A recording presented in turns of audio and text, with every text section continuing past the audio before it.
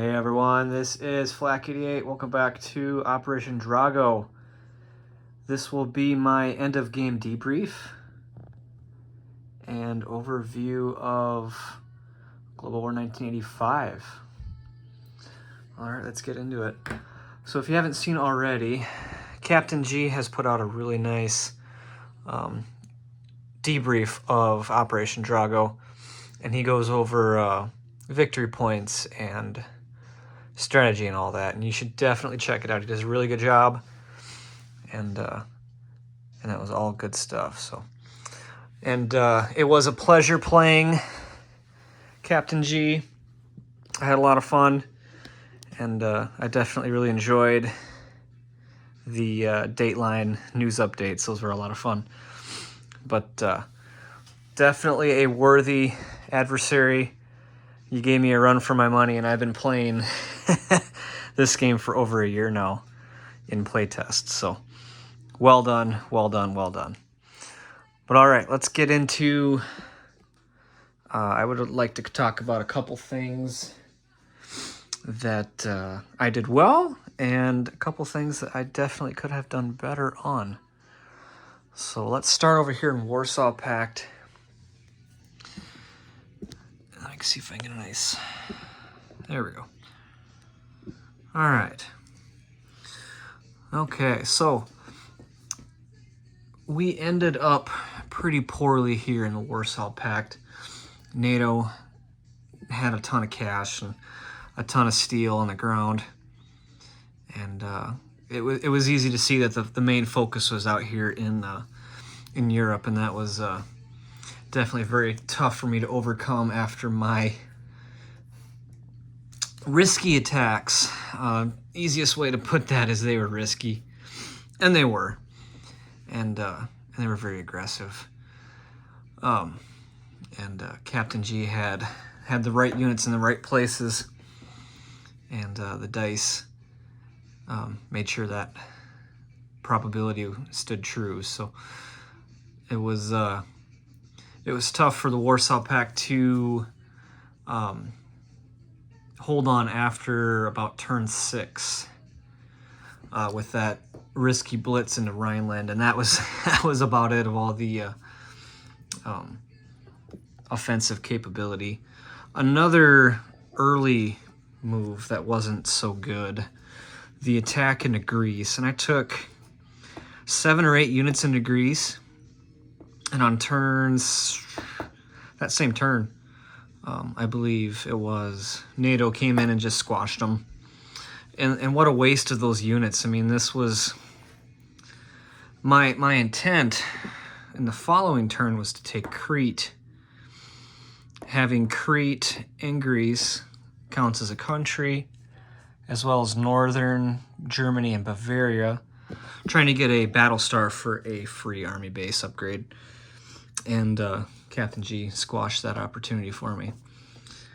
And yes, not having AMD was a killer. And I know Captain G said he didn't feel bad, which I find very amusing, which is pretty fun. So no, if I were him, I would have done the exact same thing. He sent relentless missile attacks on my facilities, which you know, put the swing of economics in his favor, not being able to rebuild as fast as he can destroy what I had. So some other things I in retrospect wish I would have done differently.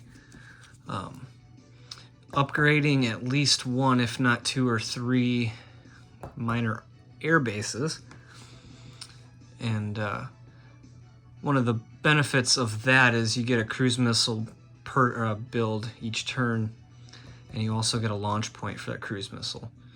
So not having a strategic bomber off the setup or any nuclear subs to launch cruise missiles from, those bases make awesome points to launch from, especially if you have long-range missiles. And you saw that in the game. And what an awesome ability that is for 6 or 8. I'm not sure the number on the top of my head.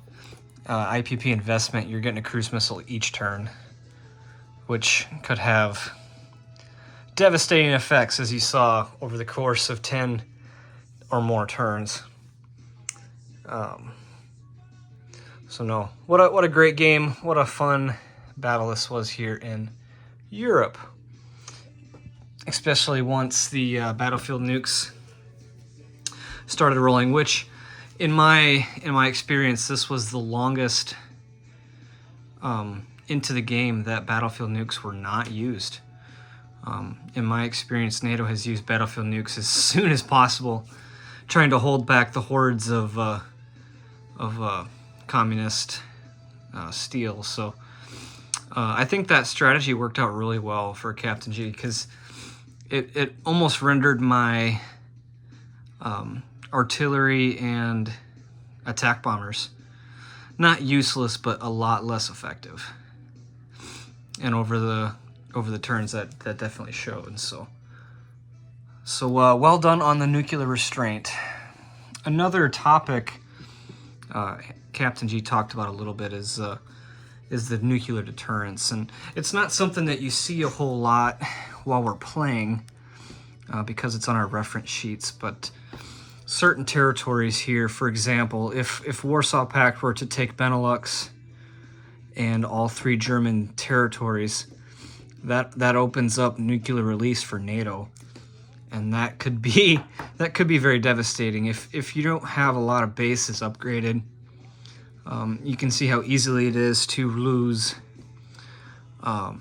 production and your perks of technology and all that fun stuff. So facilities are very, very important in Global War 1985 for those reasons, which I do really, really like compared to 36 and other global games. So, all right. Let's talk about the Soviets here a little bit. Second time I've actually played Soviet Global, so this was a lot of fun. And I did do really well for the most part. And the India event went really well for me. I really did like sending that attack bomber down there, knowing that battlefield nukes were going to be in play. I really wanted to get those 777s, and that did work out really good in my favor there. So, and I did see that Captain G almost abandoned South Pac and North Pac, and I took advantage of that full-heartedly, and that worked out really good in my favor. All these red die show the bonus income, and it is pretty significant here. As you can see, the ones add up. We got a 2, and then once you get over here into Saudi, you're looking at 4s. We had 2 here in Iran, and then up here in Tehran. But these 4s, I mean, that income down there is awesome. And then when you consider that we're getting that income as the bad guys, but the good guys, they're losing that income. So that's a huge swing economically, which played out okay. Otherwise, but in the same breath, we were spending all that income up here trying to keep Warsaw Pact from collapsing, which ended up being too much for my endeavors down here to really succeed. But no, tons of fun. Another, kind of jumping around here, one of the only real success I had as Warsaw Pact was running uncontested down here in Africa,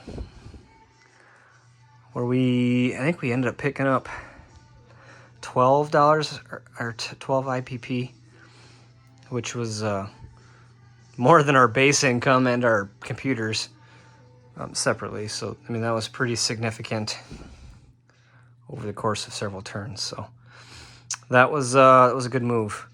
One of my regrets VP-wise was taking Nigeria for the sole fact that this country has a IPP value, which could have counted if taken by the Soviets. Instead, has a 2 VP territory.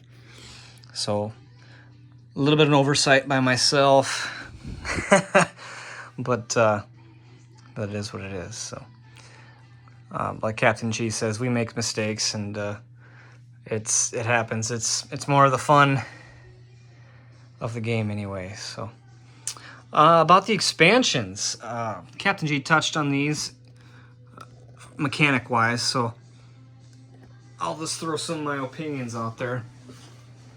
Tons of fun. Tons of fun. As the bad guy, it's really cool to have anti-ship missiles. And as the recipient of those anti-ship missiles, you cringe when you know they're coming your way, because it could mean very valuable assets going in the ocean or down to the depths, which is no fun. So the naval aviation, from my point of view, I think really added a lot of 80s flavor. It added realism in that the player can't just take these aircraft and stick them in Rhineland, or you can't just stick them in somewhere and use them to attack ground units here or there. I mean, they were limited to naval air stations or supercarriers, and it basically gave the importance to the supercarrier that they deserve, and they were very important, as you saw in that Suez battle that Captain G scrambled into. I mean, that meant the difference between success and failure, and probably a good portion of the victory points for the end of the game tally. So that was really, really big. And then being able to build on these supercarriers and some of the other capabilities that the expansion gave, I thought was really fun. So hats off to Admiral Seabass for thinking that one up. That was pretty good. Captain G talked about the Tu-22s. They were definitely my favorite. Being able to launch 2 zones with a missile was really the best asset I had. And we can go over here and look at my missile stack. This guy, these are my AS4s. Attacking at a 7 is devastating, and I shot the most of these out of everything. So very, very capable, very, very useful, and a lot of fun. And I could have purchased more of these. These are only 8 IPP, same value as a fighter or an air superiority fighter, and very powerful.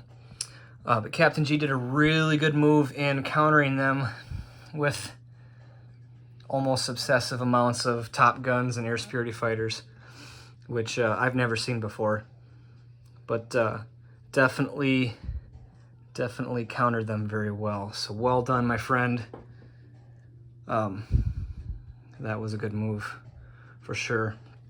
Once those missiles went nuclear, that was that definitely tripled the lethality. So that was pretty fun. So another reason to have nuclear restraint for sure. Yeah, running out of ideas to talk about, but I will say I've been in the global war community for over 3 years now, and I am a huge fan of this Global War 1985 for several reasons, and I'll try not to make everyone dizzy here. All right, let's set this down. One being the importance of facilities, like I touched on earlier. Really, really cool. These add so much flavor and so many options when you're talking about the neutral countries and even Africa. There's facilities all over the place. And it adds a whole nother dimension of strategy when you're talking about facility strikes, building facilities, upgrading facilities. I mean, facilities make this whole game go around. So I can't speak enough about how important they are and how much fun that adds to the dynamics of this game. Number 3, the nukes. Everyone loves nukes. I mean, probably love nukes, but when it comes to historical board gaming, you know, and you want to win a game and firepower wins and nuclear weapons, there you are. I really like how we took an overwhelming firepower and made it into something that has balance and has purpose and has strategic targeting to a way that doesn't destroy the game. It makes it fun and playable, and it actually plays into the greater part of the strategy. So well done to Captain G for showing nuclear restraint, talking through that, and then well done to Admiral Seabass and Brian Smith. Chris Atkins is Admiral Seabass, but thanks for making that concept so smooth and really fun. So it is definitely the most different part of this global game than the rest. And thirdly, missiles. God, I love cruise missiles and anti-ship missiles. They are a whole nother dynamic to this game. It's no longer take these units and smash them up against these units, you know, the classic old school style of this versus this. You know, it's just take a big stack of units and crush them into the next zone, and, you know, the old Risk style, right? Well, now you've got strategy. You got missiles that can go long distance, or even airborne that can project threats up to 3 territories away. So what a dynamic of strategy to think about. So a couple topics that I like about this game. So I hoped everyone enjoyed watching this series as much as it was to play.